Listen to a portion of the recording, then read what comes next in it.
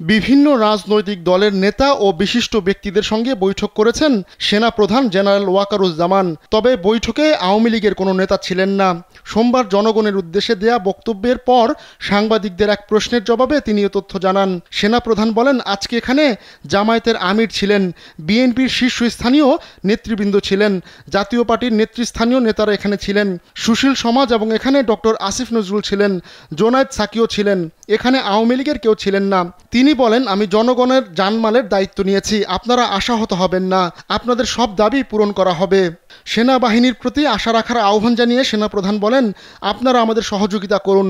চলমান আন্দোলনকে কেন্দ্র করে যত হত্যাকাণ্ড হয়েছে প্রতিটি হত্যাকাণ্ডের বিচার হবে, প্রতিটি অন্যায়ের বিচার হবে। 250-টিরও বেশি ডিজাইন অপশন নিয়ে ওয়ালটন স্মার্ট ফ্রিজ, বোঝে আপনার প্রয়োজন। এর আগে কোটা সংস্কার আন্দোলনকে কেন্দ্র করে উদ্ভূত পরিস্থিতিতে সোমবার দুপুরের দিকে দেশ ছাড়েন শেখ হাসিনা। এক প্রতিবেদনে তথ্য জানায় ভারতের সংবাদ মাধ্যম এনডিটিভি।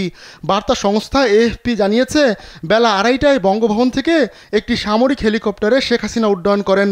এ সময় তার সঙ্গে তার ছোট বোন শেখ রেহেনাও ছিলেন।